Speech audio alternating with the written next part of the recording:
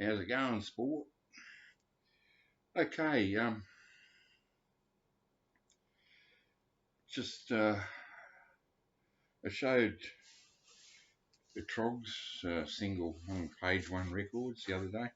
And then I thought, hang on, haven't I got some page other ones? And then I had a look and I found some. And Larry Page was a pop star in the UK in the late 50s. Page the Rage or something, you know. And he was forever, eventually he became a record producer, uh, mainly the Trogs and the Kinks, which is, wow, probably my two favourite bands, UK bands from the 60s. And then he was forever trying to recreate his own success later in life and putting out records on his own label, Page One. And I was thinking about that. I was thinking, isn't that funny? Wouldn't it be funny if Jimmy Page from Led Zeppelin was on Page One record label? And then, sure enough, I look up this Page One on Wikipedia, and there's virtually nothing there. Sure enough, Jimmy Page did play on some shitty record that Larry Page put out in the 60s. And anyway, um, also, he now, according to the Wikipedia page, Larry Page, hey, the Wikipedia page, Larry Page has been living in Avoca, New South Wales since the early 2000s now. So there you have it. Now, Avoca Beach is a truly beautiful part of the world, and yeah, so better than, let's just say it's a little bit, just a smidgen better than Clacton-on-Sea or Jaywick. So he's done well for himself in life. So anyway, I did show this the other day.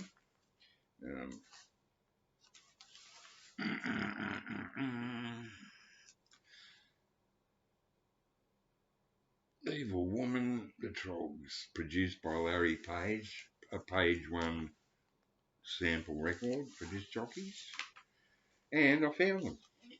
I had a feeling I had some of these. Most of my Trogs stuff is in Australia. They came out here, came out on Parlophone in Australia, and so I've got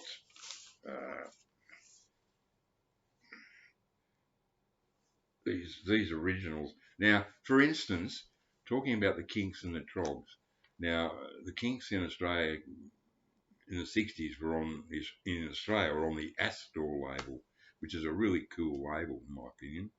But I've got their UK copies here too on Pi, and I used to like the Pi label, when it was red and yellow back in the early to mid 60s, and then they changed it this disgusting purple puce sort of colour, and I can't even look at it without wanting to throw up. And I just thought, how can such a powerfully wonderful band like the Kinks end up on a label that looks so friggin' limp-wristed pansy? Anyway, let's put it this way. The Page One label's pretty damn cute, I must admit. I think there's a couple of double-ups here. This is one of the ones where they've taken the pop-out's been knocked out. So this one must have ended up in the US or somewhere where they got those big things in the middle of their whatever.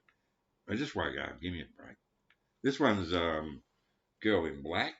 Oh, sorry, Night of the Long Grass. Night of the Long Grass with Girl in Black.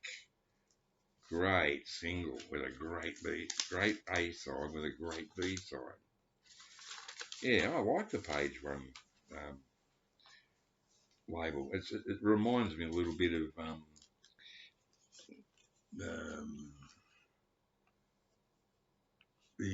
the red and silver Parlophone, which the first Beatles Let Me Do in the UK, I think was on that. Shit record, but beautiful label. And here we have definitely their best single ever, no doubt about it. This is in gorgeous condition. This is the TROGGS' best single. Oh my God, I love this. 1966. Oh, that's right. Dick James, the guy that rejected.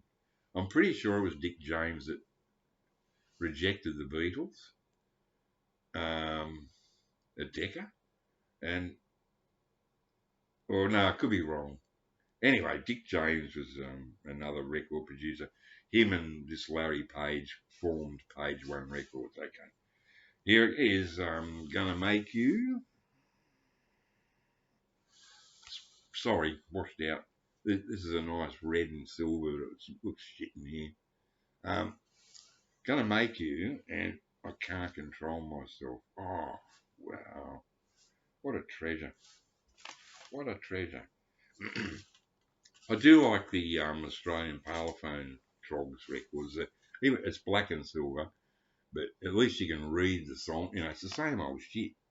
You can hardly read it.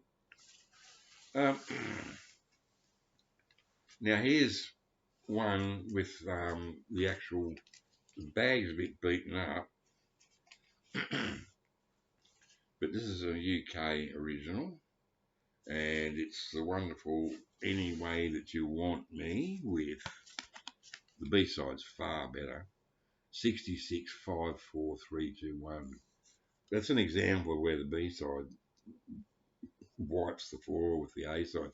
Any Way That You Want Me is sort of it's not as catchy as it's sort of like Lovers All Around, but it sort of doesn't go anywhere, and it's not one of their songs anyway. It's written by the same guy that wrote Wild Thing.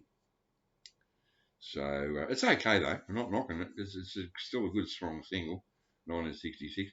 So this is manufactured and distributed by Fontana Records. So that's your Page One Records with an original bag, and I also have a second copy of it in a much beat up bag. So that's it. I've got a handful of TROGGS records there.